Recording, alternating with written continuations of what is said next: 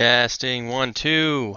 Can you hear me? Let me test my audio really quick as the video catches up to me. Testing. Good. We're good. Alright, so welcome to the stream. I hope this stream is successful. I've got a few different things going on here. Let me turn off my stream starting soon and pick up the monitor capture. Turn off current song. Turn that off. Webcam. Webcam needs to be on top. There we go. We'll move this video up here to the top right corner. I don't know. There we go. Top right. All right. Done editing scene. Here's my discussion point document. Great. We've got everything pulled up here. So, welcome to the stream, guys. My name is Animus. If you are checking me out for the first time, I stream all kinds of things. PC games, console games, you name it. All different types of games. Indie games, AAA titles. Trying to stream more often lately, but family life gets in the way. Anyhow, today's discussion is I'm actually not going to be playing any games at all. I'm going to be focused on talking about a new, exciting game that's coming out the next month or so, a little over a month, I think. It's called Artifact. So as you can see here, I've got a couple of articles and web pages pulled up already for discussion. I am going to be using just various resources I've found out in the web for my discussion today, because I actually have not played the beta. I was not given the opportunity to play the game, but I do know a good bit about the game, and I know enough to talk about it, especially from a design standpoint. So I will be doing that today for you guys, whether you're joining in live or catching this video on YouTube later. Hopefully I will be able to post that successfully. But nevertheless, what is Artifact? So it is a card game. It's made by Valve. A lot of folks are somewhat disappointed in Valve for releasing a card game as their next big title, but I think it was a pretty wise move. Hopefully they're still working on the next AAA title. I think they should be. There's a lot of fans ready to play those larger titles that would be a little bit deeper dive into role-playing, action, those types of things that fans are expecting. But in today's market, there is competitive card gaming. You've got a new Magic the Gathering game that just launched, pretty exciting draft mode and some other stuff. I think it's free to play. That's pretty cool. I'm a big Magic fan. I've seen a few streams of that as well. It seems like it has enough depth there to keep people satisfied for a little while. I don't think it includes all of the rollouts and expansions and the history of Magic over the course of 75 years, but it does have some content there to enjoy. And of course, you've got Hearthstone. Everybody has played Hearthstone. It's free to play on mobile and tablet and PC and Steam and on your baby's bath toy. But I think Hearthstone's probably the leader right now in terms of digital card gaming. But I think it's on a decline. So this is a pretty solid opportunity for Valve to jump in and release something that is good. Nevertheless, we're going to dive into it, regardless of what happens with the game. I'm pretty excited right now with the current state of feedback that's been received by players that had an opportunity to play it.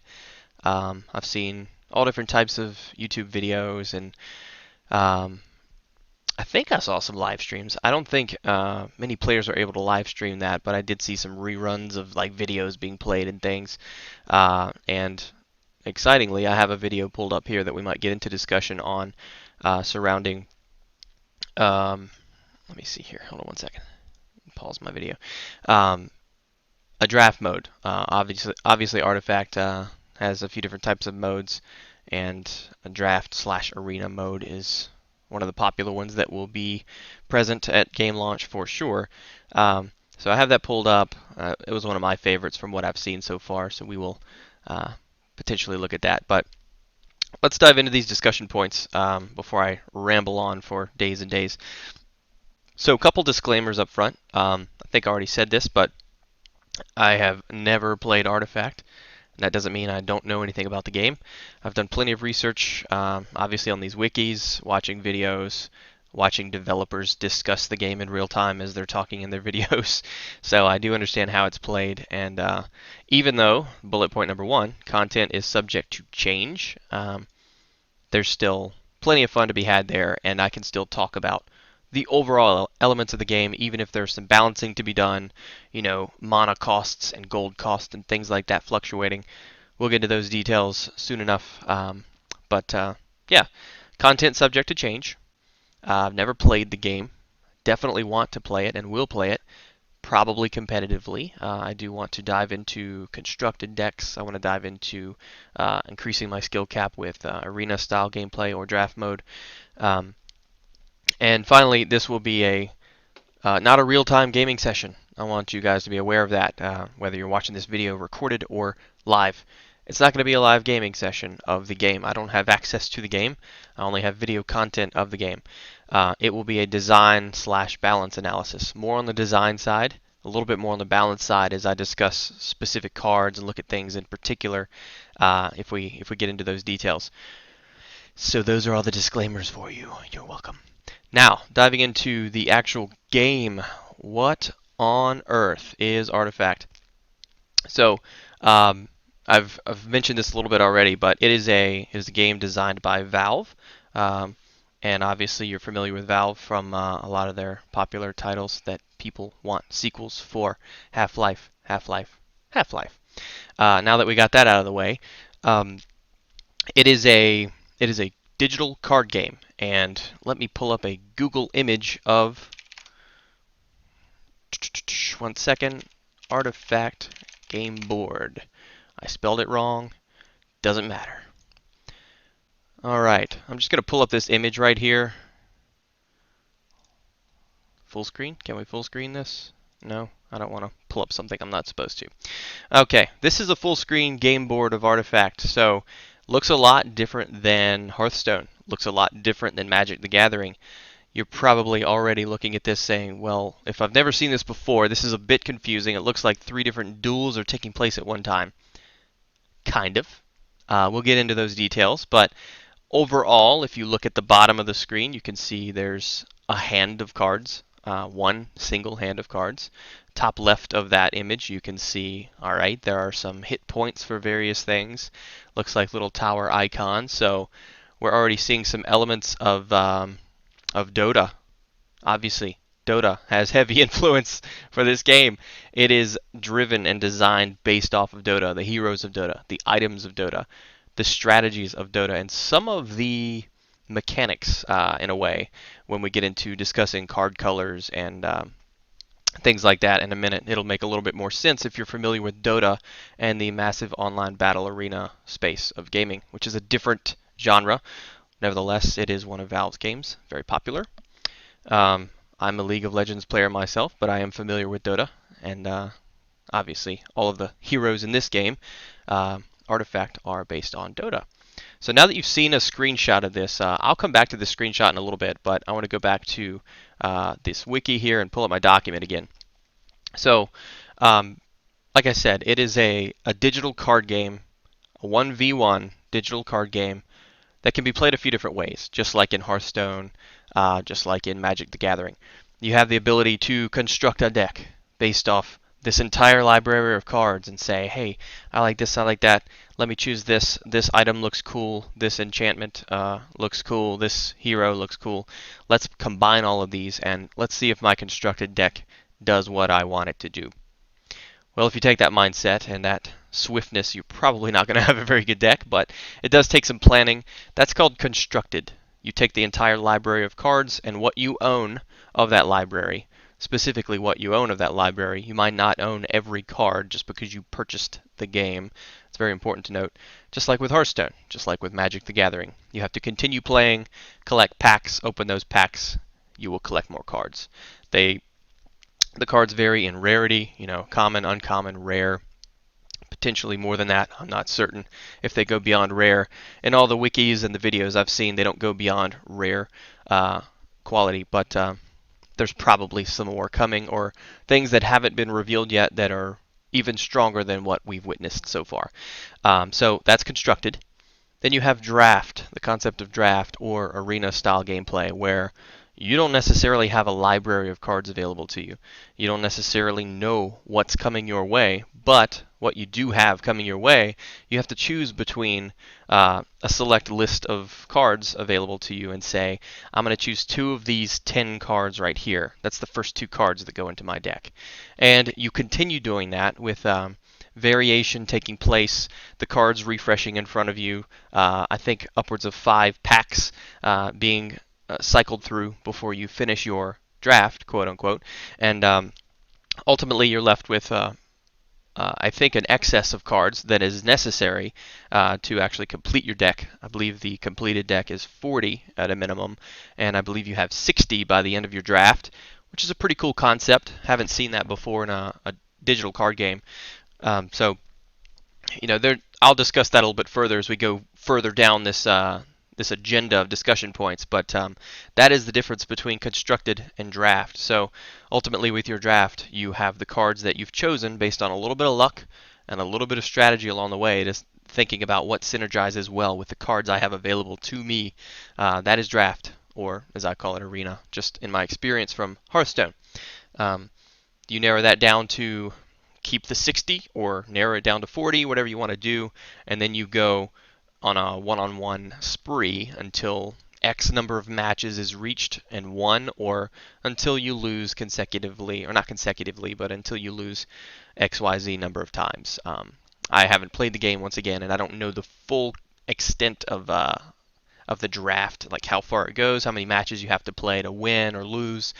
But eventually, when you do win or complete your draft or lose, you are rewarded with, well, here's how far you got, here's a pack of cards, or wow, you won the entire 10 rounds of duels, here are 3 packs of cards, and also a little bit of currency. I don't know exactly what the interface is going to look like in terms of the dashboard of the card game, but getting a little bit carried away in terms of jumping to tangents and things like that.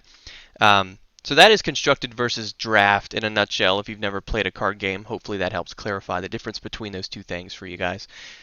This isn't supposed to be just instructional and educational on Artifact. There are some times where I'll branch out and speak on higher level concepts of digital card gaming and the gaming space in general.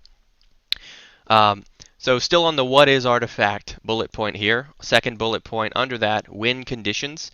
So there is a concept in Artifact where you have to obviously duel your opponent with cards, and beat them. So you're taking hit points down, obviously.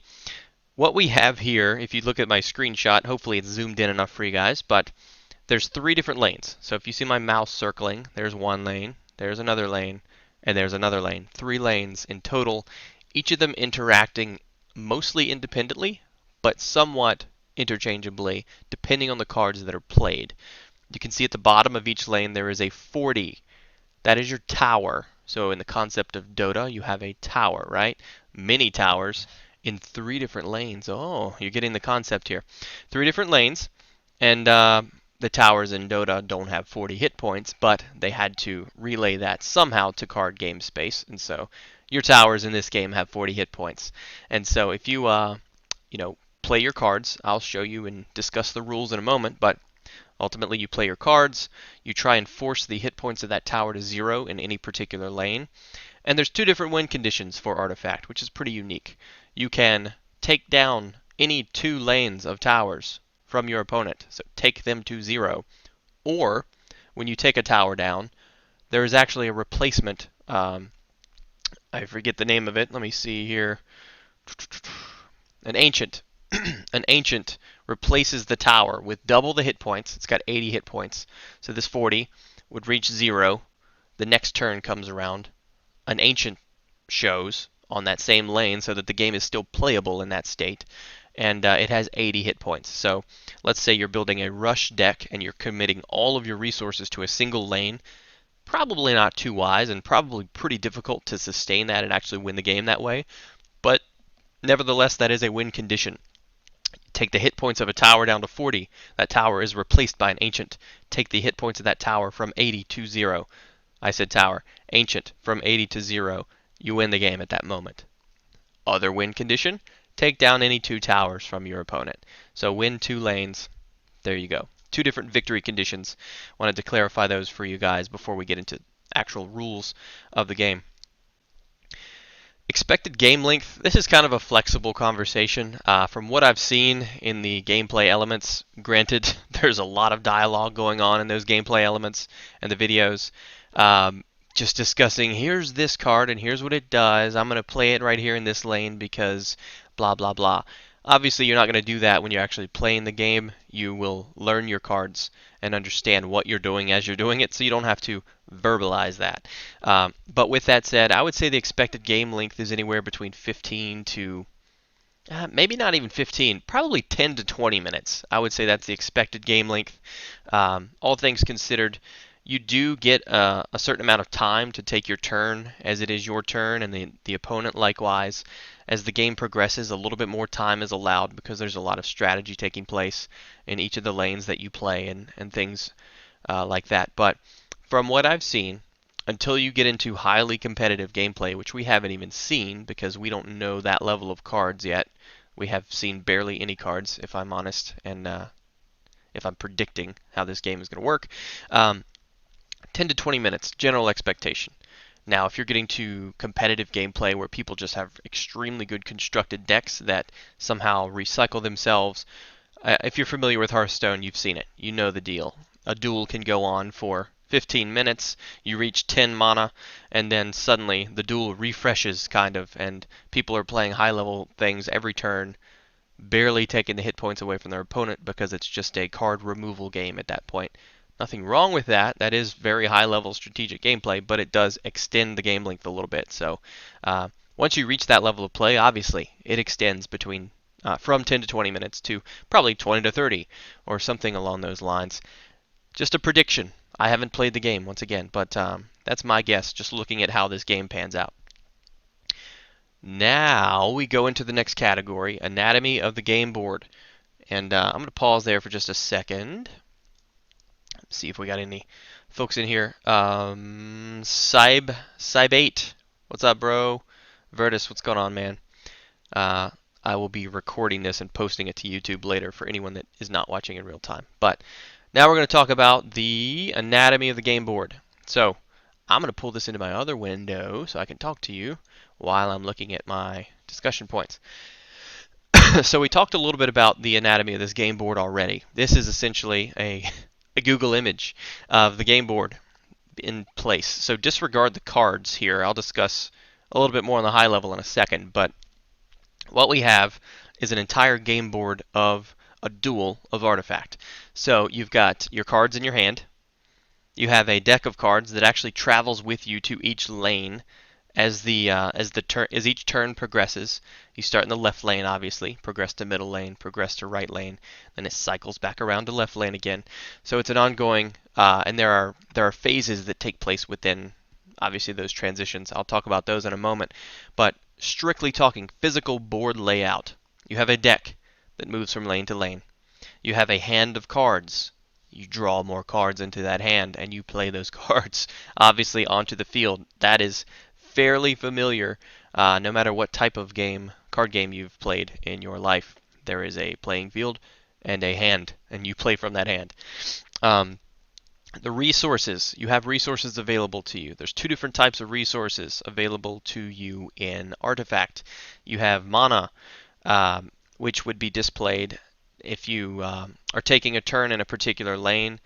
The board will show you how much mana you have. You start with 1 mana, and as each turn progresses, entire cycle of turn, I mean, you increase in the... actually, you might not start with 1 mana. You might start with more than that. I need to double check that, but disregard that. You start with a certain amount of mana, and as the turns progress, that mana goes up. Similar to Hearthstone. It's the best relatable concept you can have, card game to card game. So you have mana, and then you have gold. In the bottom right portion of the screenshot here, that is the amount of gold. Neither of these individuals have any gold, probably because the duel has just started. All of their towers are at maximum hit points, and they don't have any gold. You achieve gold by taking down the enemy heroes. So the heroes are select colored cards, green, blue, red, black, potentially more colors. Um, you select those, whether it's part of your constructed deck or your arena deck, and regardless of the game mode, you're going to have heroes available to you that you can play in your lanes. Those heroes allow you to play additional cards of that color, non-hero cards of that color, in that respective lane. So pretty straightforward concept there.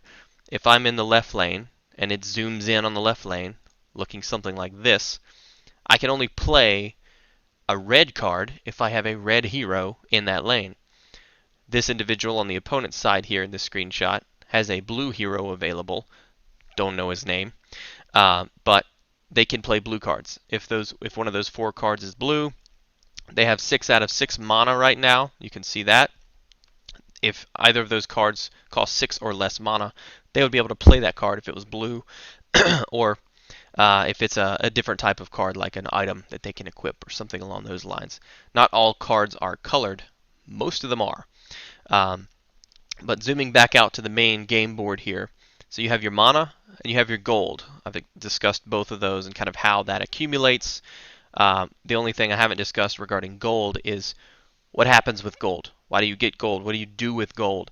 When you kill an opposing hero, you get the gold bounty from that hero. And so you acquire, let's say you kill, zoom in on this screenshot. Let's go to this screenshot. Let's say I kill this blue guy here. I really should know their names, but like I said, I don't play Dota. I play League. It is what it is. Kill this blue guy. I'll learn their names soon enough.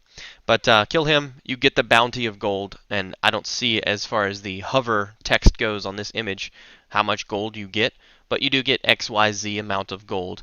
And at the end of each turn, so let's say we go through left lane, mid lane, and right lane, that turn is over at that point. The shop becomes available to you.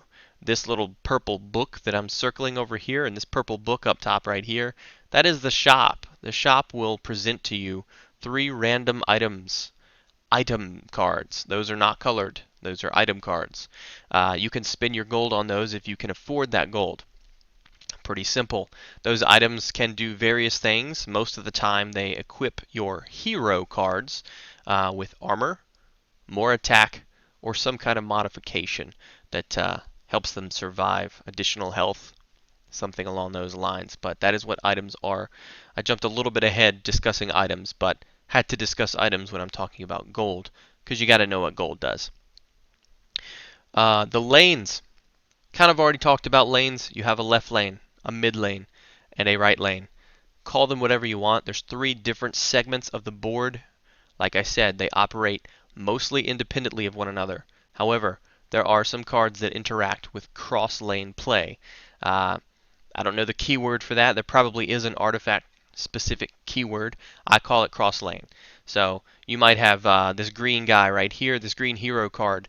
He might have an effect or something equipped to him that allows him to attack a selected hero in the an adjacent lane or in the next lane.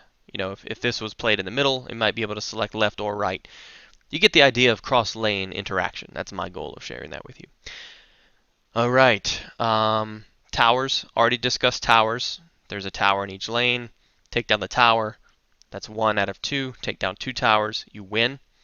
If you kill a tower in a lane, it is replaced by an ancient that has double the HP of the previous tower. The previous tower will always have 40. The ancient will always have 80. There might be ways to modify that. I don't know. Maybe there are cards for that. We've discussed lanes, towers, ancients.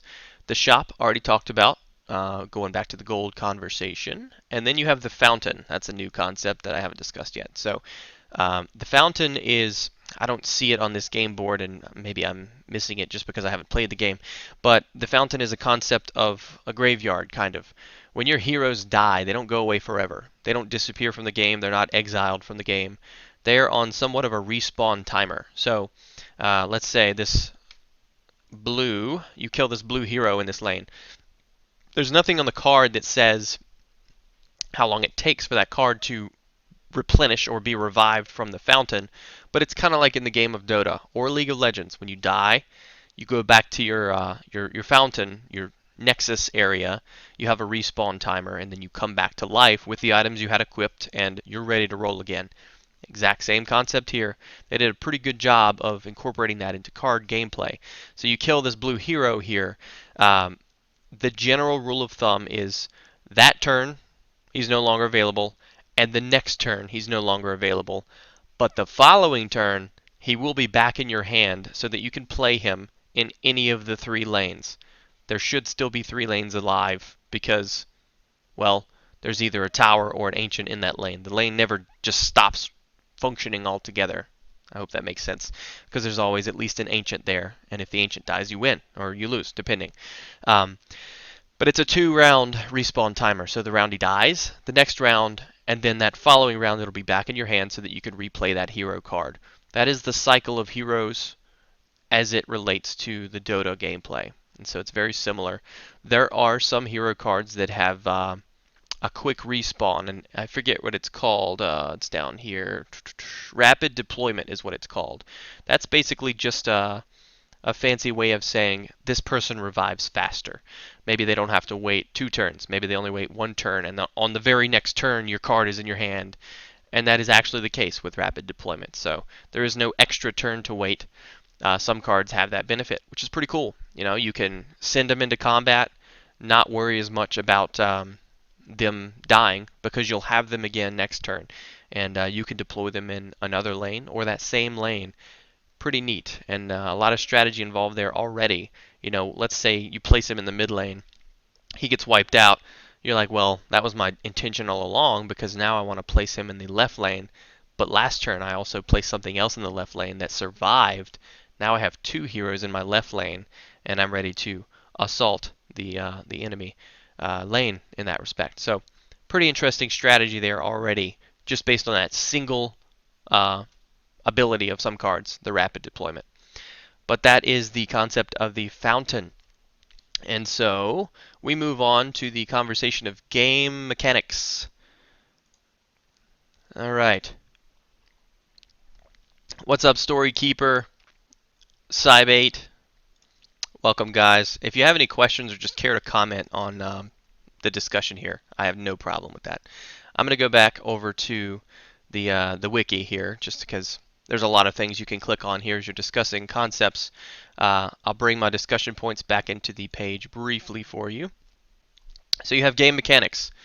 Just going down the list, I'll read through them and then we'll discuss them all individually. Of course, gold we've talked about, mana we've talked about, cards, card colors. I'll discuss a little bit more on card colors. Heroes, you're somewhat familiar with those already. Creeps, haven't talked about those yet. Spells, haven't talked about those. Improvements, rounds, a little bit of discussion there, a little more to discuss. Pathing, damage, and statistics. So all of these things. Hey, I appreciate the follow, Cybate. I hope I'm pronouncing your name correctly. I apologize if I'm not. But we'll go through these in a little bit more detail now in respect to this game. So gold, pretty straightforward concept. It's not your primary resource. It is your secondary resource. Going back to this higher level screenshot, these folks have 0 gold. None of the heroes have been killed. Nice, I pronounced it correctly. And thank you again for that follow, brother. So the gold income is an important part of this game. You know, as equally important as the mana income, although there's not really mana income. Some cards will allow that modification to take place. Replenish your mana this turn, increase your mana by 2, decrease your opponent's mana by 2, 3, you know, whatever. Lots of different effects there that you can already start to brainstorm. The gold concept, however, is all about taking down enemy heroes. I hopefully will play the beta. I really hope I can play the beta. I don't have access to the beta right now, so this discussion is just more so high level. I apologize if you came to see the beta. I'll be showing a little bit of gameplay. This video right here on YouTube of IGN speaking with one of the developers of the game, building a drafted deck. And so that's one of the most recent videos posted on YouTube right now. So I wanted to provide a fresh take on that. But I do not have access to the game currently. I would love access to the game, just don't have it. So I'm talking conceptual stuff, looking through the wikis, and really talking about the rules overall of the game and what its current state is. versus what that state might be moving forward as the game approaches release. You have a code, just wanted to know if you will meet me. I don't understand if you will meet me. I'm not sure I follow that, but if you have a code for the beta, that's pretty sick, man. I would definitely play that. I think Valve has.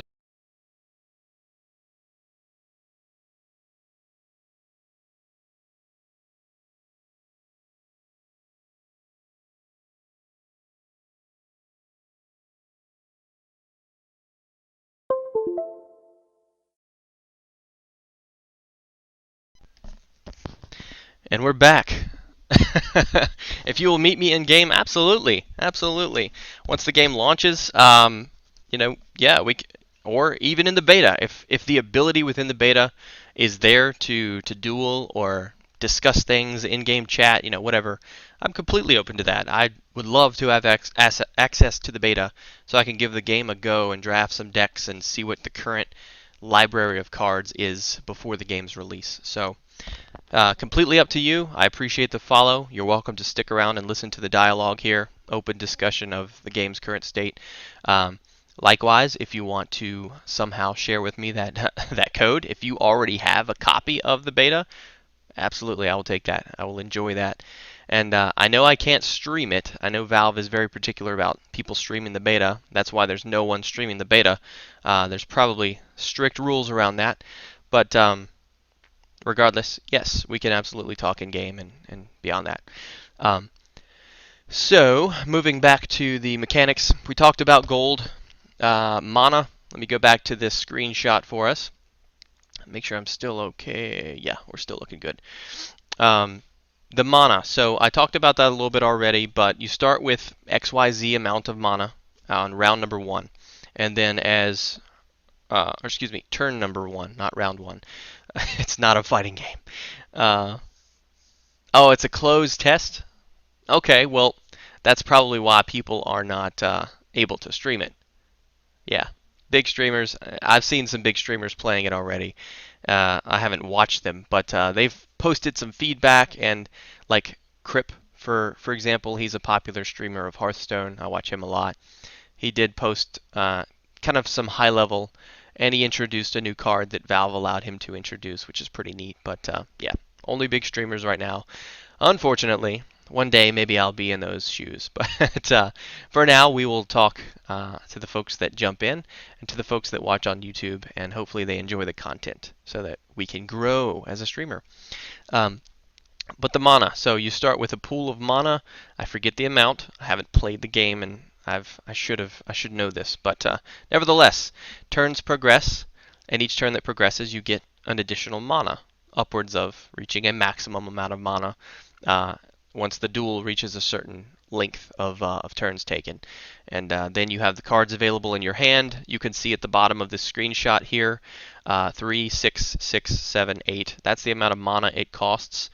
And the color of that card is only playable if you're in a lane that has a hero of the same color. So pretty simple concept again, but it goes back to the color coding of the game and the intricacies of the 3 different lanes and how they interact. So you can't just willy-nilly throw out all of your cards. Let's say all of those cards cost 1 mana and you have 5 mana. Well, you could play all of those if that were the rules, but that is not the rule. And instead, yes, Cybate, that is exactly right. You get 1 mana per round. I just don't know the amount of starting mana you get. That's the mystery right now. And maybe we'll see that when we watch the draft. I forget if it's displayed in that video. I've seen the video a couple of times, but I just forget off the top of my head how much mana you start with. But it is 1 per round. Okay, 3. So that sounds like a reasonable number. It looks like most of these cards, 3 would be the lower end of the curve. There's probably some 1 drops, some 2 drops. 3 drops would be your average. 4 would be probably the most frequently utilized cards, if it's anything like Hearthstone. And then you get upwards of 5, 6, 7, 8. I don't know if it goes beyond 8. I know you can have, I believe, 10 mana by the end of the game. But 8's getting pretty costly. You probably don't want too many of those in your deck. But they are strong, obviously. So that is the mana discussion. The next bullet point on my list is cards and card colors. Kind of already talked about that. Let's see here. Let's find a different screenshot. Not really any good ones, huh? I guess this one's okay again. So basically, this individual that's on our side of the playing field has a blue, a black, and 2 greens. They have 6 mana. The opponent also has 6 mana. They have a blue hero on the board already. What can we do? Nothing. There is no hero on our side of the board. We can't play any of those colored cards because there's no hero that is applicable to play those cards. And so in this lane, we're kind of SOL, so to speak, unless we have a hero we can play in this lane. That's why this little minion in the middle of the screen is going, I don't know what to do, I can't help you. That's basically what he's saying right now. On the opponent's side of the field, the opponent has 4 cards in their hand. They have a blue hero, only 1 HP on that blue hero, but that doesn't matter. It's alive, and blue cards can be played as a result of that. The opponent is probably going to win this lane already. As you can see, there's a preview of the damage to be dealt if battle takes place exactly as is. 3, 4, 5, 6, 7 attack. Getting a little bit into the attack discussion and damage dealing, but there's your 7 minus 7. That's a preview of damage to be taken across the board if everything pans out exactly the way it is right now. 7 damage. So 36 minus 7. This player on our side of the field would be at 29 HP after this. Pretty simple concept. All right, so that's a little bit on card colors. Each of the card colors I have noticed share somewhat of a theme with actual Dota gameplay. The black cards, for example, are more assassin-like cards, so doing damage quickly and really just card removal from the opponent. That's what I've found as a theme. Green is typically like bolstering your defenses, increasing your HP, your armor, survivability in terms of Dota terminology, the tanky items, if you will. And then blue is, I think blue is support, so not really bolstering your defenses, but also providing support in a different way. So, lane-wide buffs to your allies, whether it's creeps or heroes or whatever, additional perks that take place, additional card draw, things like that. And then finally, your red is just your steady, balanced statistics, probably going to stick around on the board for a while and have some offensive, some defensive ability, just your balanced play style. Not necessarily defense bolstering, not necessarily offense bolstering, but instead a happy medium between those. If anything, I would say red weighs a little bit more towards offense bolstering. So that's the 4 different colors that we're aware of right now: blue, black, green, red. There are probably more colors that will be introduced, whether it's at the game launch or down the road. I'm not sure. But I expect more colors, even though there might not necessarily be more concepts from a Dota perspective regarding those colors. There can definitely be more colors and some interesting combinations that take place. I'm sure Valve has plenty of ideas in place already. So that's card colors. Excuse me one second. Next on the list is heroes. Kind of already talked about the heroes. Let's bounce over here to this page. I want to show you a list of the heroes. So here is a good example of a hero card over here. An example hero card with equipment attached X. Well, there you go. Hey, no problem, Cybate. I appreciate you stopping by and hitting that follow button, and maybe we'll chat sometime in game. You're welcome to hang around if that was not your exit, but you're welcome regardless. So this hero card, it is obviously a red card. There's a couple of things going on here. The crossed swords has a 15. That's the amount of damage that the hero is going to do right now. I would say it's green because it's been buffed. That's probably not the default damage of this hero card. It's been buffed by means of this item across the top. There is an ability with each hero card to equip a weapon, some type of armor, and some type of HP bolster. So right now we can see we have a weapon, and a ring maybe. Whatever that is, it's buffing the damage dealt by this red axe-wielding gentleman and the HP. 15 HP, 15 damage, and 2 armor.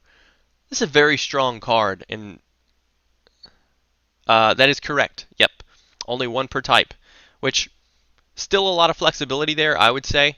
By the way, let me go back to my previous statement. This is a lot of damage, a lot of health for one hero. That is ridiculous. You probably want this card removed by some spell quickly, or he's going to ruin that lane on his own. But beyond that, yes, you can only equip one of each slot. Right, not like in Hearthstone.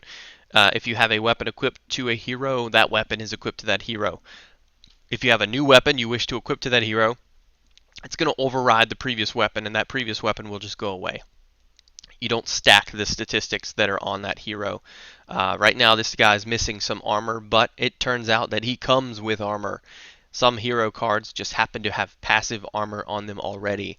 So bringing this guy along, buffing his attack and buffing his health, is actually a very wise move because he already comes with armor. And I'll talk about the armor in a moment and how damage interacts with armor and HP and things like that. And when the hero dies, they still have the items. That is a big yes. So just like in Dota, when someone dies, they don't lose their items, right? They have a respawn timer, 2 turns, unless they have rapid deployment. And then they come back with those items again in your hand, and you can play those. To my knowledge, that is the current functionality of the way that works. I have not seen that in action. There's very limited videos out there right now, and I have not played the game. But my understanding, based on this developer video of draft mode, is that yes, when they die, they wait for the respawn, then they come back still equipped with those items because you've invested the resources into that hero. The hero is not dead forever. They come back based on a respawn, just like in the game of Dota. And there they are again with those items. Now, what has taken place in those 2 turns that they were dead? That's the downfall of, man, I committed so many resources to this hero, he's dead. I have to wait 2 turns for him to come back. Yeah, he's going to be strong again in 2 turns, but what's going to happen in those 2 turns? I'm probably out of cards because that hero had a lot of things equipped to him. I hope that makes sense, but you sacrifice a lot equipping everything to one hero. This guy's strong as you know what, but if he dies, you're probably in pretty bad shape in that lane. When he comes back, yeah, you're ready to roll again, and the opponent's going to be like, gosh, more resources I have to commit to kill this guy again. But what if they barely committed any resources? What if they have a black hero on their side of the field and they play a Condemn card? I'll speak about that in a moment, but Condemn just outright destroys a hero and sends them to the fountain. It barely costs any mana, if memory serves me correctly. And so committing all of your resources to that and then it getting condemned back to the fountain, and you're like, wow, my opponent only spent 3 mana on that. I spent who knows how much. The hero's free to send out to your lane, but those items cost gold. They don't necessarily cost mana, but they cost gold. And so to get that gold, you had to kill heroes. So you see the cycle there that takes place. But regardless, this is a very buffed up hero. We can all agree on that. 15 damage, 15 health, 2 armor, 2 items equipped. He's a beefy son of a gun. Alright, and I wanted to show a little bit more about the hero cards. I talked a lot about the anatomy of a hero card there and how items can be equipped and things like that. But if we scroll down, we do have a list of some of the variety of hero cards. A couple of things I want to talk about here. So you have your green, your red, your black, and your blue. You know, different things taking place. Some of them have armor, some of them have extremely high HP from the start, some of them have low HP but high damage, some of them are very balanced, and most of them, actually just about all of them, has a little icon on their card that represents an additional ability. It's pretty cool. These abilities are what we call active abilities. They have a cooldown, just like if your hero dies, there's a cooldown, a 2-turn cooldown, so that he can come back and be played again in whatever lane you want. These abilities have cooldowns as well. So if I click on Abaddon here, hopefully my page loads and shows me a little bit more about Abaddon. Yes, good example. So Abaddon is a well-known hero of Dota. I'm actually even familiar with this character. But his ability is called Borrowed Time. It's a 2-turn refresh. It's an active ability, and it says fully heal Abaddon and give it damage immunity this round. Whoa. So this guy's only rocking 4 attack. That's why, because his ability's so freaking strong. And he's got 9 HP, though. That's a pretty healthy green hero. But then again, it's a green hero. I told you green was all about bolstering defenses and HP. So everything's coming around, right? But yeah, Borrowed Time. This is an ability with a 2-turn cooldown. Fully heal Abaddon and give it damage immunity. You probably already know what damage immunity is, but let me open this in a new tab and show you. It's a keyword. Units with damage immunity cannot be dealt any damage from any source. They can still be killed through other means, such as condemn or HP loss. So if you have a card strong enough to inflict HP loss of 9 on Abaddon, then sure, maybe he's dead anyways. But that's pretty hard to do, and that's a lot of resources committed to do that. I'm going to just go ahead and tell you that now.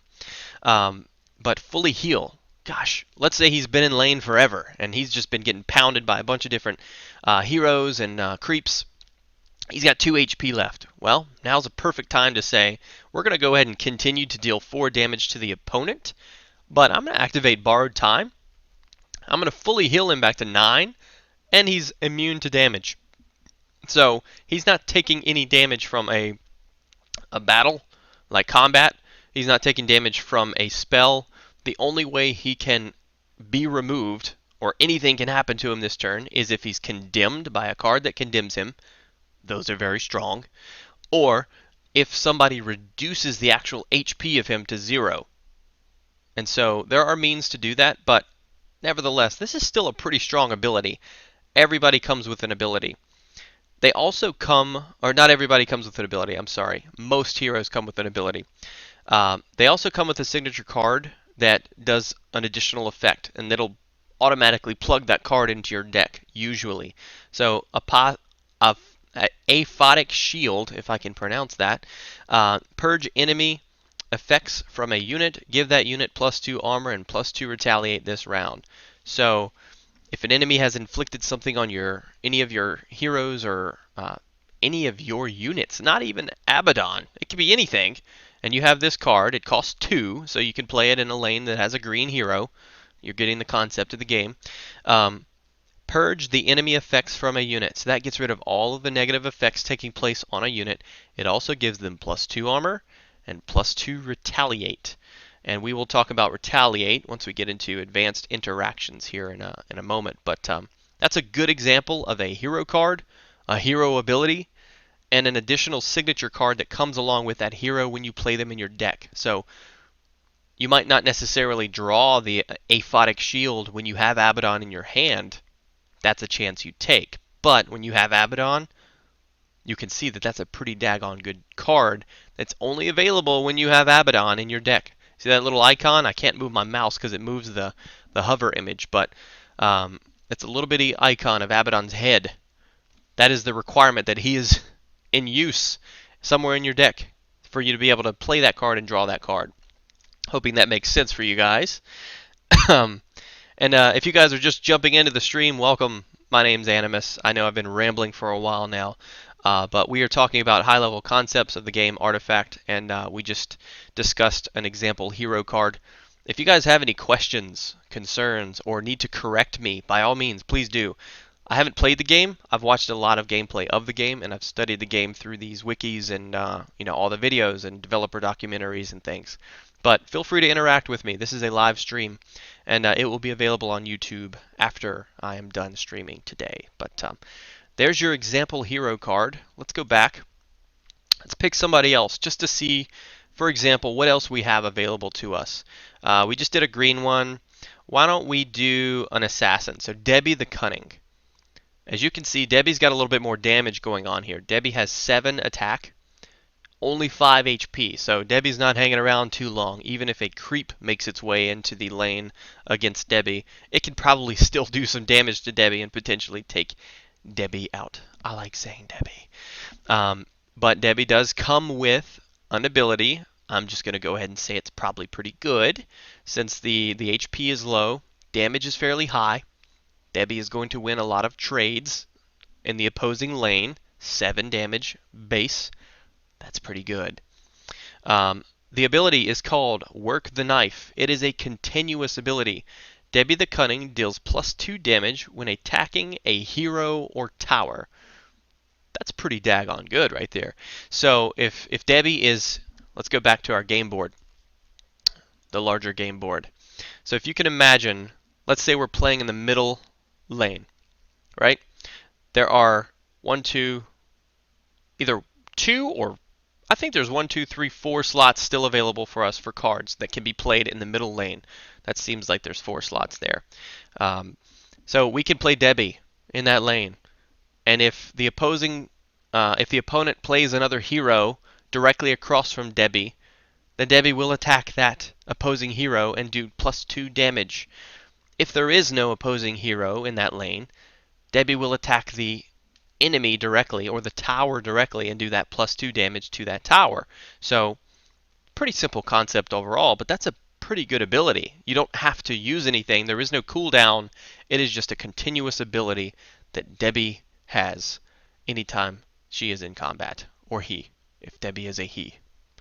There's a little bit going on with combat interaction that I haven't discussed yet, and it does depend on the placement of your units versus your opponent's units in the lane as to who attacks who and what direction they attack. I'll talk about that once we reach that, but generally speaking, you can assume the direct ahead attack is taking place. If there is something beside that, then there is a percentage chance that the attack will be directed to one of those angles. It's an evenly distributed percentage. That's the best way to think about that. If nothing is ahead of you and nothing is to the left or to the right of that particular slot in the field, in the lane, then you will absolutely attack the tower directly. Debbie will do +2 damage. Hopefully that explanation makes sense there. The signature card that comes with Debbie is No Accident. It costs 3 mana, requires that Debbie be used in your deck. Deal 3 damage to a unit. It's a 3-drop for 3 damage. It's a pretty straightforward signature card. Once again, it's assassin style. You're doing direct damage to a unit. That can be enemy unit. It can be your unit. I assume some of the assassin cards probably have some interesting mechanics taking place where, yeah, go ahead and deal damage to myself because there's going to be a positive effect that happens for me as a result of that. Assassin style cards are very weird in that respect. Sometimes you kill your own cards and you get buffs because of it. So lots of crazy things take place. So that card saying deal 3 damage to a unit is much more powerful than saying deal 3 damage to an enemy unit. It's actually better saying unit because you can focus on your side of the field or the opponent's side of the field, and you have the freedom to do that all with 3 mana cost. So 1 mana per damage, basically. That really gets into card balancing at that point in a really complex conversation, but 3 for 3 in the world of Artifacts seems okay in my experience so far. It's probably a little on the pricey end of things, 3 mana for 3 damage, but overall, considering it's any unit, I can see that. I can see why they chose that. And so that is Debbie the Cunning. Another example. We will do one more example. Let's see here. If anybody has any requests for a hero overview, type it in the chat. I would be happy to look at that one. For now, while I'm waiting on those responses, if any show up, let's take a look at a blue card. This individual has 2 abilities. That's interesting. I'm going to do Outworld Devourer. We're going to try that. So, fairly balanced in terms of stats, just looking at this. Outworld Devourer is a blue drop, or blue color in terms of its theme. It has 4 attack and 6 health. That's a pretty solid, unit to put on the field, right? It's not substantially powerful. It's not substantially tanky, but it probably has some interesting abilities and even more interesting signature cards that come with it. So I'm going to look at that now. Essence Aura. This is the ability. It is a passive ability. After you play a blue spell, there is a 50% chance to restore 2 mana. That's pretty good. It's only good, though, if you're really focusing around Two things. Lots of cards in your hand, so card draw, right? You got to have cards in your hand to worry about more mana. If you have 0 cards in your hand and you just acquired 2 mana, who cares? You don't have any cards in your hand. So you have to focus on card draw with that, and you also have to focus on blue. It says after you play a blue spell. That's assuming Outworld Devour is the hero you've played. That's the passive ability, obviously, so it just happens. It's pretty cool and it's helpful. But you have to have more blue spells. So one of those blue spells might be Astral Imprisonment here, and we'll look at that in just a second. Actually, looks like someone screenshot that. We don't have the full description of it, but we'll look in a minute. Any blue spell, 50% chance to restore 2 mana. So if you've got plenty of cards in your hand, maybe it's towards the end of the game, this Outworld Devourer is not a bad card or not a bad hero to have on the field. Play some blue spells. You can imagine the continuous effects you can have there and how much card play you will have, probably giving yourself the edge in that particular lane of the playing field. Astral Imprisonment is the signature card that comes with the Outworld Devourer. Stun a unit this round, give that unit a damage. I'm going to assume that says damage immunity. I believe that's what it would say, although there's a screenshot of the developer's face right in front of the rest of the description. Stun a unit. Stun is a very powerful mechanic. We will go through those mechanics here in a moment, since this is the last hero that I'm reviewing. But stun is extremely powerful. It's one of the most powerful card mechanics or card interactions that can take place. It will basically make that card useless for that turn. That's essentially what it does. But stun them and also give that unit damage immunity. That's interesting, So it says unit again. Doesn't necessarily say enemy unit or allied unit. That means it can be one of the other, both. Well, not both at the same time, but you get the idea. So you can stun one of your own that you might be expecting to die, be sent to the fountain, and give them damage immunity to allow them to survive. So yeah, they can't do anything. You've stunned them, but they're surviving another round. Maybe the opponent has played some significant cards that are going to give them the edge and just wipe out your heroes or your creeps or whatever. Maybe you want to play it defensively. Maybe you want to play it offensively and just say, you know what, I'm going to stun an enemy hero, and since they're stunned, they can't do anything. Cards cannot be played of that color in that lane. That's pretty intense. Offensively, it's probably even more powerful than defensively. And so you get the idea. Even if they are damage immune, you've stunned them. You've inhibited the enemy, the opponent, from playing cards of that color just because they're stunned. So lots of interaction there to talk about. But that is our third hero overview of the blue Outworld Devourer. Tons of other cards here. Obviously, you've got the website right here if you want to go visit this page and take a look at this wiki.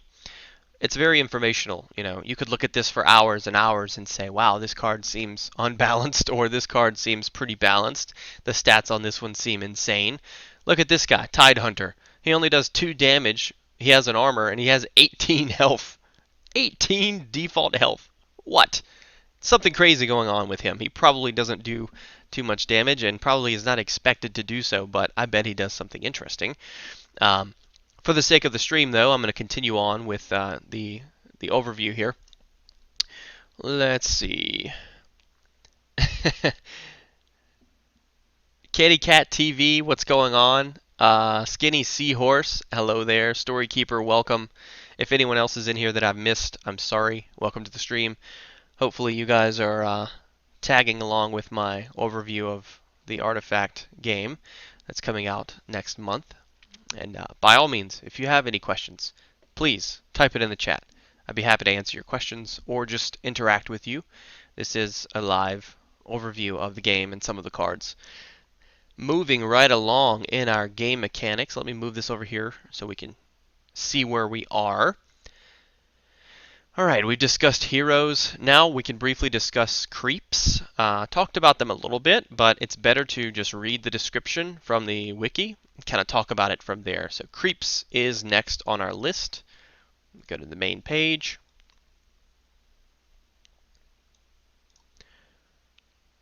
Click on creeps. Alright, so let's read this. Creeps are the non-hero units in Artifact and are summoned through creep spells. Unlike heroes, creeps cannot equip items or respawn after death. However, can have various abilities that influence the board state. Melee creeps are the most basic form of creeps and provide fodder both for the player and for the enemy combatant. Melee creeps are not played from the hand, but are instead summoned through players casting spells or at the start of a new turn. Examples of melee creeps, all different types. As you can see, their stats typically aren't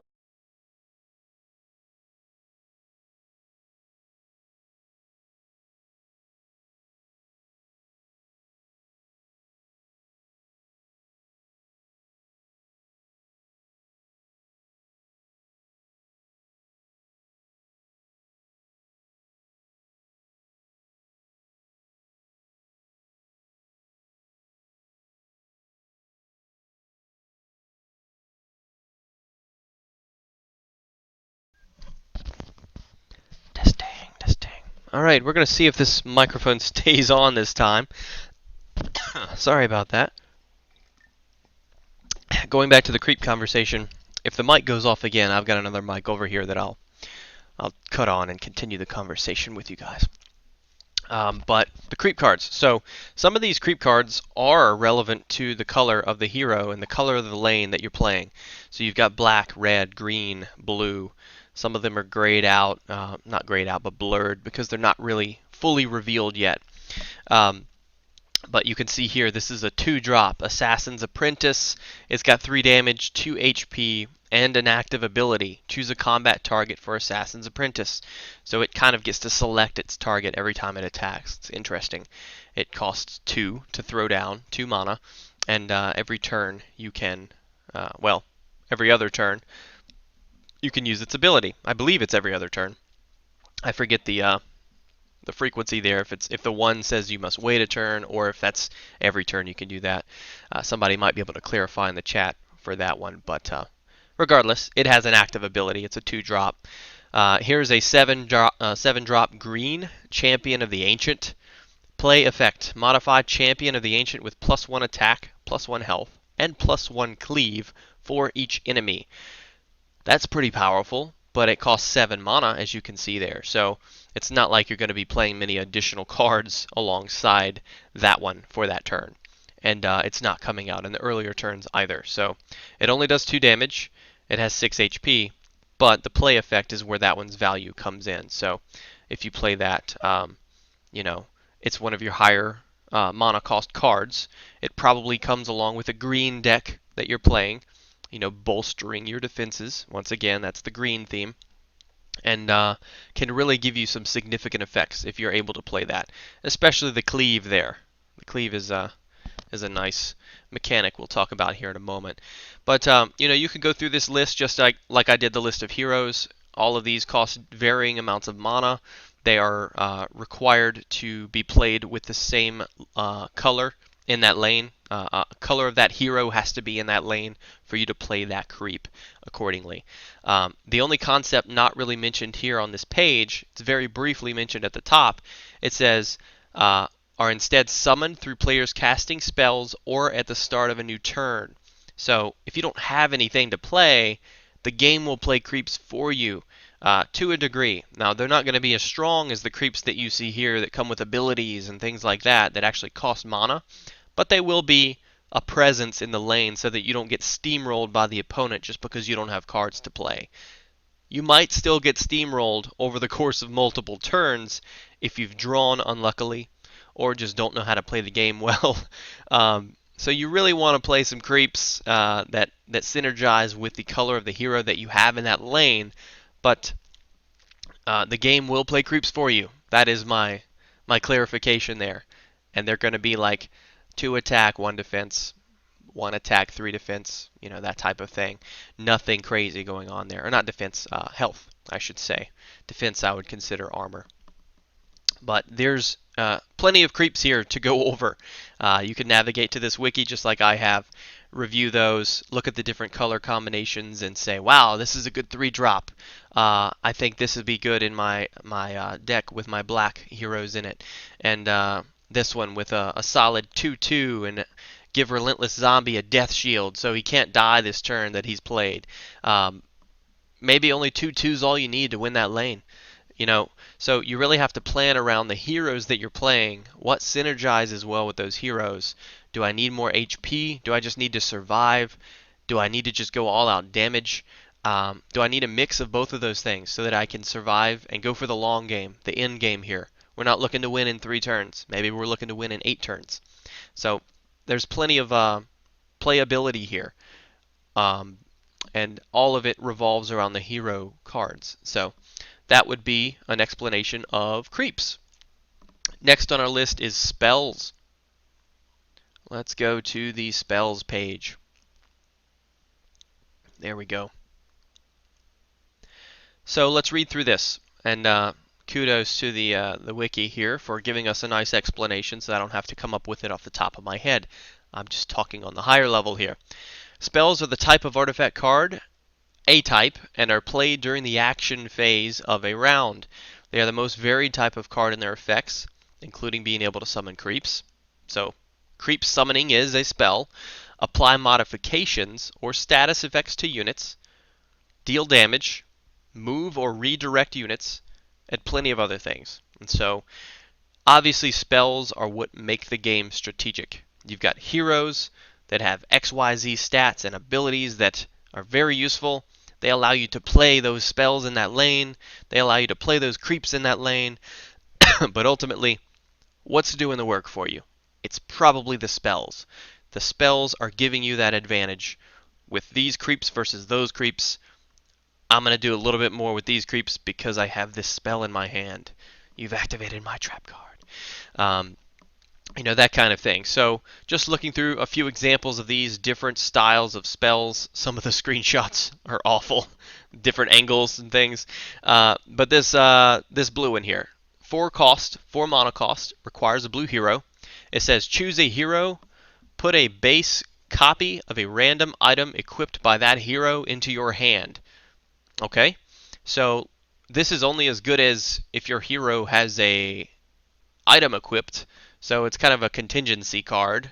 4-drop though basically says I'm going to get another copy of that item and I don't have to spend any gold on that item. Pretty good actually, because gold is kind of hard to come by. You have to kill heroes to get gold, and you spend that gold on the shop, items in the shop. If there's nothing good in the shop, then you don't spend anything. If there is something good, you've spent your gold, you've depleted your gold. You get the idea. This card is a way to spend mana to achieve something that normally would have costed gold. Another blue one, Annihilation. Well, if that's not as to the point as anything, I don't know what to say. 6 cost, condemn all units. Kills everything, or gets rid of everything. So it's basically a reset in that lane. That's the best way to think about that, just a reset. It does cost 6 mana, and while it might be a saving grace for someone that's losing that lane, it also wipes their lane. So it's equally a reset on both sides of the playing field, and that player that plays this card has just spent 6 mana on that. So they probably don't have much mana left, if that makes sense. Nevertheless, it's powerful. Condemn all units. It's a one-liner, that's for sure. Let's look here. Assassinate. Deal 10 piercing damage to a unit in any lane. There's a reason that costs 7. That's extremely powerful. Piercing damage. And if I briefly go over here to, let's go to the mechanics. I'll tell you what piercing does. Scroll down. Piercing. Why am I not seeing piercing? Oh, there it is. Normal damage has no special modifications. Piercing damage ignores armor and siege damage is dealt directly to the tower. So piercing damage ignores the armor. That's pretty good, right? Yes, that's very good. So let's go back to the spells again. We're not done looking at spells just yet.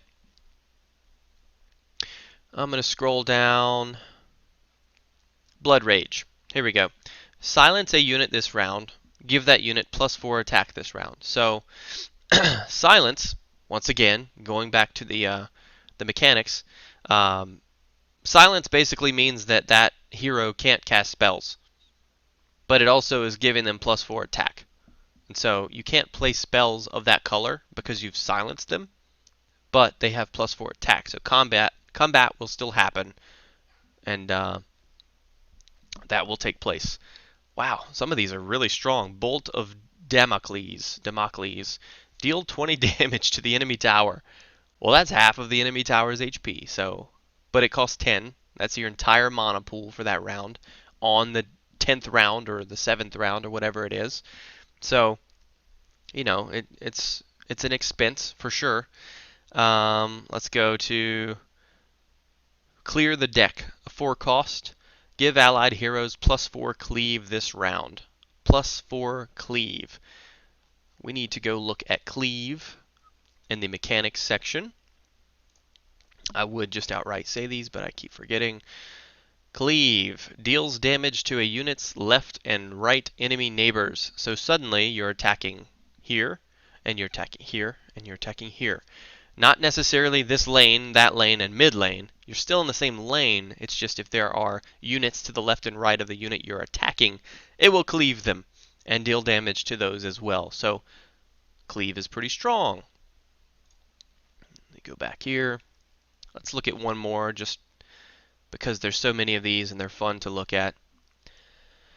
How about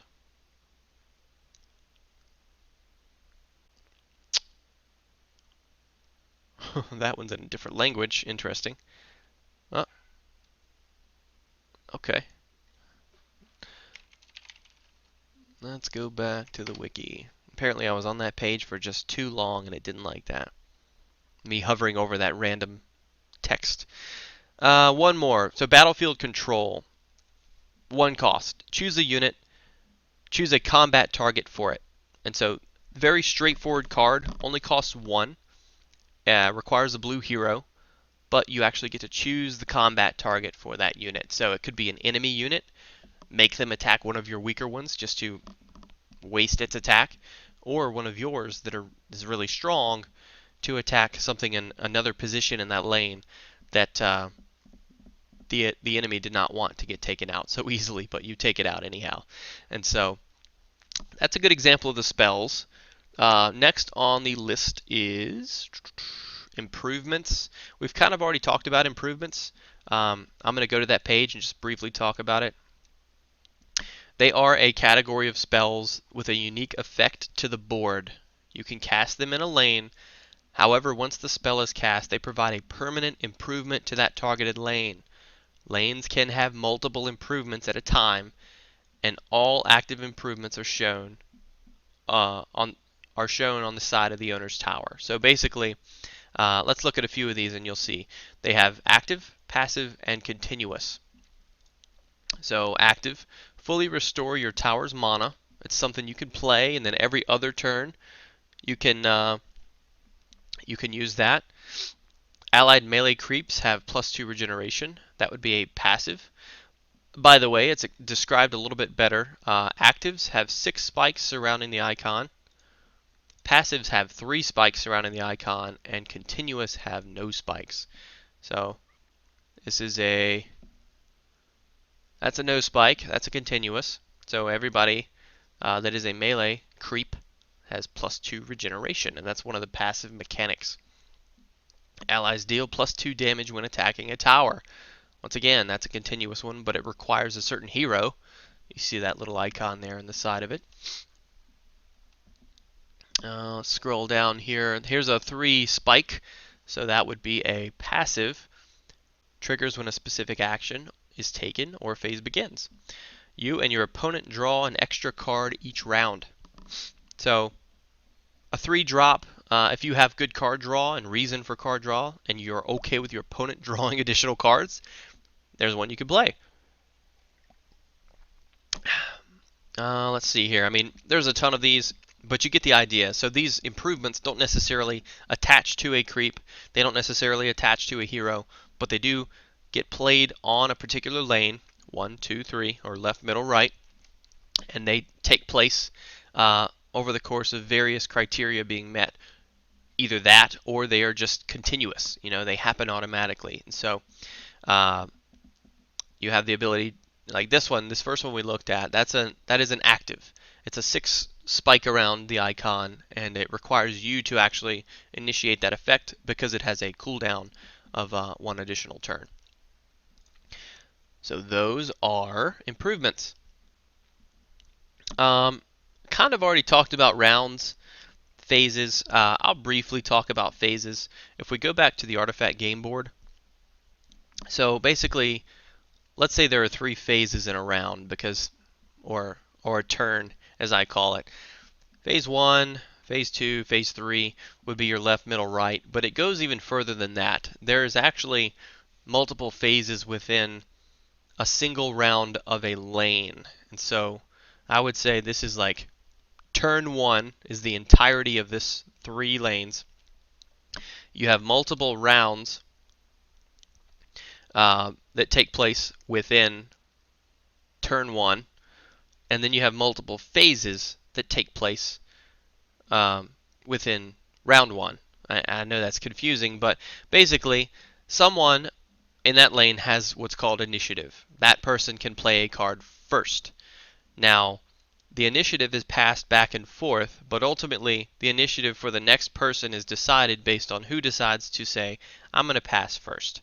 So a card is played on my side of the field, a card is played on the opponent's side of the field. It's my turn again. I can play another card if I want to. It's basically a 1-1, 1-1, back and forth. Whoever decides to hit that pass icon first gets the initiative the next turn in that lane. That's basically the concept. Otherwise, initiative just bounces back and forth, and it says, oh, my turn, I play 1 card, you play a card, until both players pass. Once both players pass, it moves on to the next lane and says, let's restart this all over again. Who gets initiative is determined by what happened last time in that lane, and then you go through multiple phases back and forth, playing 1 card each, until both players pass again. You pass again, you go to the final lane, same concept, and then once both players pass there, let me take a step back. Once both players pass in each lane, combat ensues. All of the damage that is projected on that lane is actually dealt. And so heroes are destroyed, gold is gained, and then it moves on to the next lane. Once all 3 lanes are complete, that's the end of that turn, and players are presented with the shop. The shop allows them to spend the gold that they've gained from each of those 3 lanes, and then it moves back over to lane 1 again. That's the flow of phases and the concept of initiative, so I hope that makes sense. Misto969, what's going on? Sub Central, what's up? I have no idea if these are legitimate individuals, but welcome to the stream if you are. They sound like real names. Next on my list is pathing. So very briefly, I could talk about that. We'll go to how to play. And there is a concept of pathing here. If I can't find it, I'll just skip over it because we've kind of already talked about it.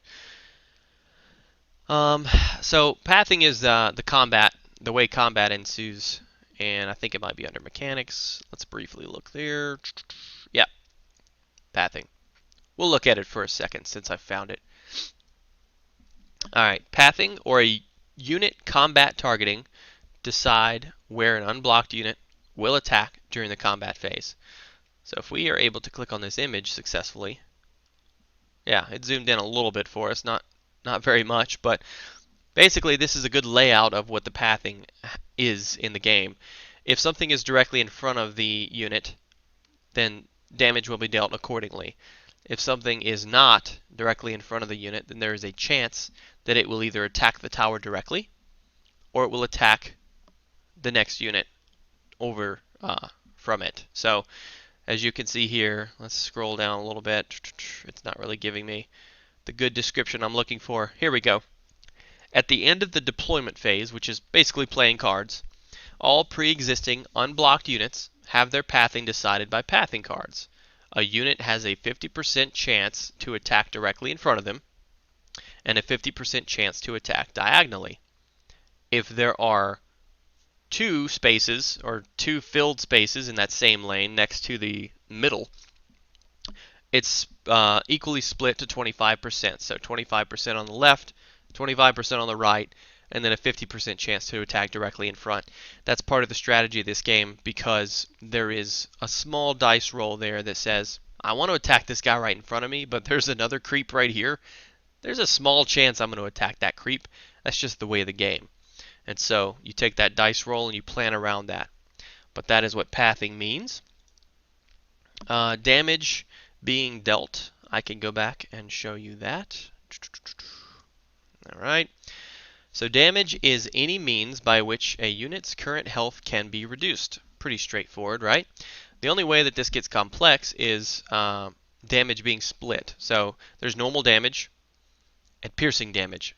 Piercing damage ignores armor. If a unit has 35 armor and something has piercing damage and that unit only has 1 health, that unit is dead regardless of the amount of armor because it only had 1 health, 35 armor, whatever it was. So like it says here, normal damage is assigned based on calculation, attack or fixed damage, armor, and health. The damage is initially calculated on your attack or damage, then reduced by armor or increased if the armor is negative, and then finally taken from the current health pool. So, if a unit has 5 HP, the opposing enemy does 7 damage, and you have 1 armor, well, you have 5 plus 1 armor, that's only 6. They have 7 damage. They're going to kill your unit because 7 is greater than 6. You get the concept there. And piercing damage, like I said, ignores all positive armor and is dealt directly to the health pool of the target. Piercing damage is amplified by negative armor. So there is the ability to inflict negative armor on a unit if you play the right cards against your opponent. So you could have piercing damage and then they have negative armor. That damage is added so that you further reduce the HP of that opposing target. So that's damage. We've also talked about cleaving, the ability to attack something and then you cleave the left and right units of that. That's a little bit of damage dealing as well. Back over here to statistics. We've kind of already talked about that. Attack, health, and armor. I don't think I need to elaborate further on those 3 things. Finally, the keywords, or I call them advanced interactions of units. I'll briefly talk about this, and then that'll actually be a good pausing point for me. So, different cards, or spells, or heroes, or creeps have all different types of mechanics on them, depending on what color they are and a variety of different things. But I'll go through this list here and explain kind of the value in these things and how great they are, how not great they are, and things like that. But condemn, one of the most powerful, immediately destroys a target. There's not really 2 ways around that. If you're destroying something, there's, that's pretty good. Usually it comes at a decent mana cost, so you have to be careful with just throwing out condemned cards into your deck. It's great that you're condemning things, but do you also have a board presence? Have you summoned anything that actually does damage to the opponent? Those are the types of questions you would want to ask. Let me make sure my thing is still working here. Kuro Roller. I am pronouncing that wrong. Welcome, if you're still in here. Cleave. We talked about Cleave already. Deals damage to a unit's left and right enemy neighbors. Damage immunity. Invulnerability to all damage. The only way to kill something with damage immunity in that turn is to reduce its HP to 0 by spell effects, not necessarily dealing damage to them. You're actually reducing HP. Death Shield prevents death that turn. Very simple, but significant. Disarm prevents a unit from attacking. That's pretty powerful, right? That could turn the tide of a lane pretty easily. Heal, restore health immediately. Immediately is a key word there. It's very important. Lock prevents cards from being played. So if you lock a specific color hero, let's say you lock a red hero in the left lane while you're in the left lane, the opponent cannot play red cards. Lock is pretty strong, right? Yes, it is. A lot of times lock cards are effective for XYZ number of turns, like lock for 1 turn, lock for 2 turns. That can really mix things up if you're locking the opponent when they have just an amazing board ready to play in their hand of red cards, a red hero there, and you're like, I'm going to lock your red hero in this lane. They have to wait 2 turns to play anything. That's substantial. Gives you an opportunity to build up your momentum and potentially take over that board before the opponent can even play their strong cards that they have. So that's pretty interesting. Modify, give a unit a permanent effect. More health, more armor, more attack, something like that. It can be a spell.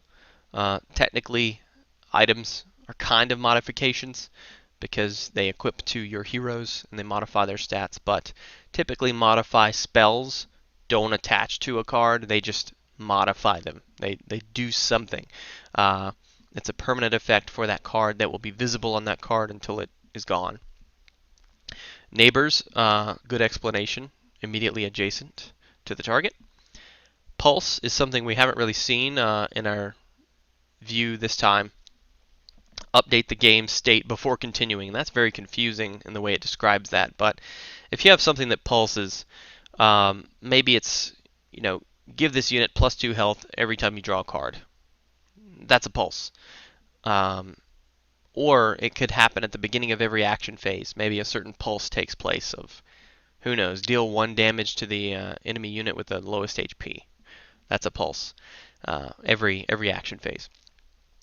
Purge removes the effects from a unit, so that's kind of positive or negative. Just take the any effects from a unit and make sure that they are not in effect anymore. Rapid deployment we talked about earlier in the stream. Reduce the time a hero must spend waiting in the fountain before being redeployed. Some cards have rapid deployment and they're ready to roll the next turn right after they die. They're pretty interesting cards. A lot of times their stats are a little bit lower because they're just constantly playable. But that is one of the mechanics. Regeneration heals and prevents combat damage.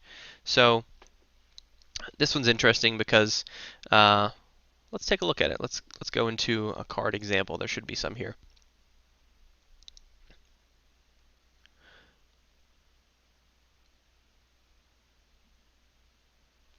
The unit heals X, where X is the amount of regeneration it has during the combat phase. Regeneration is applied before checking for death.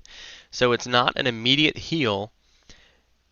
It is a regeneration heal that takes place right before checking for death during the combat phase. So it's interesting. There's a good number of cards here that support that. All of them are green except for the item cards, so something to keep in mind. Green cards support regeneration effects. Retaliate deals damage to attacking units. So let's take a look at a retaliate. It sounds simple in concept, but you have an item you can equip that says, you know what, the equipped hero has +1 armor and +2 retaliate. So we're going to deal some additional damage with retaliation. Your tower has +2 retaliate. Anytime the tower is damaged, it deals damage back to the opponent. That's pretty interesting.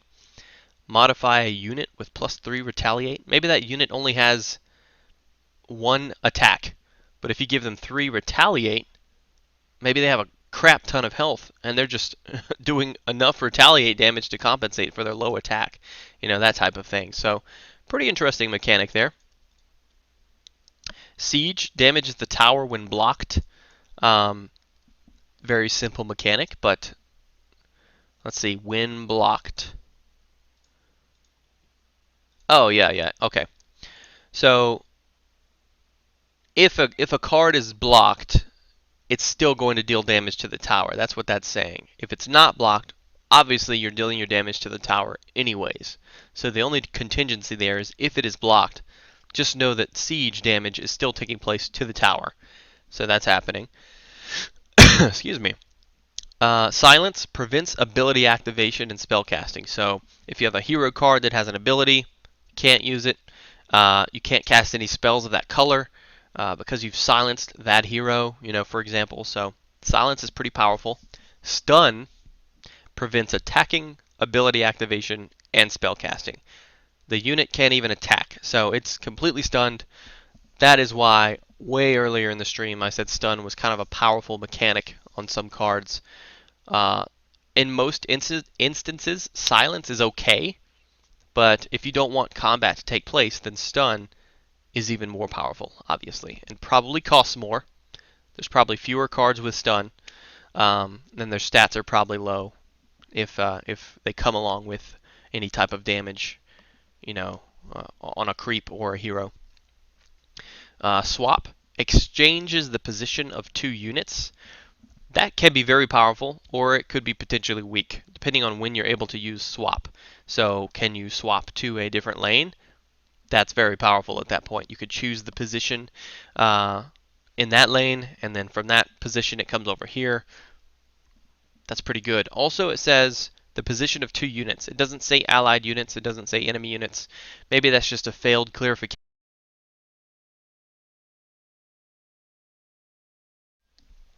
In this website. Who knows? But exchanges the position of two units. That's pretty good. And then finally, taunt. Redirect the enemy neighbor's attacks toward the taunting unit. So just like in Hearthstone or any other game that actually has taunt mechanics, if the enemy is attacking and you have a taunt creature or creep or hero, they must attack that and destroy that first before they can do really what they want to do. So that's taunt. Pretty strong there. Alright, the remaining discussion points I had were kind of diving into a few different things. I think this might be a good stopping point for today's conversation, though. I probably will pick this up again because there's a lot more deeper conversation to have now that we've gone through the basics of the game, the expectations, and the mechanics. But moving forward from here, what can you expect? Deeper card analysis would be one of our next conversations. The draft mode video, so an actual live commentary of a draft mode taking place with one of the developers. I would like to do that sometime in the near future. Conversation about what to expect at launch versus what we know right now. Conversation regarding the competitive space of the game. So, is it going to be a competitive game? Is it a casual game? Is it going to reach the competitive level of like tournaments, and acquiring earnings, winnings from showing your skills in this game, or shall it just be kind of a simple Steam-based concept? And then finally, what does it look like for streamers? The play time of any given duel is a little bit longer than that of Hearthstone, or even longer than that of Magic the Gathering. I would say 10 to 20 minutes is the expected play time of most artifact duels. If it gets more complex with constructed decks, you might be looking at 15 to 25 minutes. I said at the beginning of my stream 20 to 30. I don't see it stretching to 30. That's a very long match.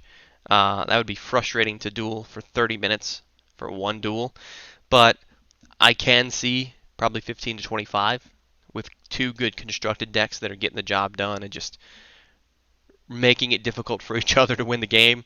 But I'm sure there are mechanics in place that really expedite the momentum of the gameplay. It says, all right, now you've reached this turn, you're really starting to get some gold income. Somebody's going to win their lane very soon. Some kind of mechanic like that might be in place to push the game along, and so not necessarily a snowball effect, but something similar like that. And so lots of different things. But anyways, the conversation was for streamers. What does it look like? It might be a little bit difficult for streamers to stream this game unless they have a significant viewer following because of the way the duels are. They take a little bit longer. Now, if there's constructive commentary taking place, let's say, like this stream here, I've talked for a couple of hours now on the concept of the game, how the game functions, what the expectations are, how does it play, what are the different types of cards. There was a lot of constructive conversation. If that same approach is conveyed to the actual gameplay when the game launches, for viewers to enjoy a knowledgeable player talking their way through an arena draft or a constructed deck that they've made and justifying why they made it the way that they did, I can see viewers enjoying that, getting a learning experience, being entertained along the way. But if they're just tuning in to watch some random person play arena that doesn't provide commentary, doesn't interact with the stream, the viewers will probably leave pretty quickly just because there's no interaction taking place and you're kind of watching just a card game pan out. Some people enjoy that. A lot of people like interaction. So that's why I see that this potentially being okay for streamers. The dual lengths are a little bit long. A lot of people like to see refreshing content taking place over the course of like every 10 minutes or so. A new duel, a new a new hand of cards, something like that. But it's hard to say. Maybe there's going to be so much variety here when this game launches and so many more cards that we're all going to be overwhelmed and be able to enjoy it for a long time. I just don't know right now if that is the expectation or what's going to happen. I'm optimistic about it. I hope that is the case because I do plan on playing this competitively and streaming this and providing commentary similar to today's stream in that respect. But we'll have to see. So overall, as a summary of things I've gone over today, what is Artifact, the anatomy of the game board, game mechanics, advanced interactions, and a brief foreshadowing of what might come in some of my future streams. So if you're sticking around or if you stuck around up to this point, I appreciate it. Let me know if you want me to do anything in particular in future streams. Hit that follow button if you enjoyed yourself and found this productive. Like I said, I appreciate everyone swinging by. Or if you're watching this after the fact and I've posted this on YouTube, thank you for viewing. Hopefully it was informational. Leave me some comments and let me know what you'd like to see in the future. All right, I am out of here.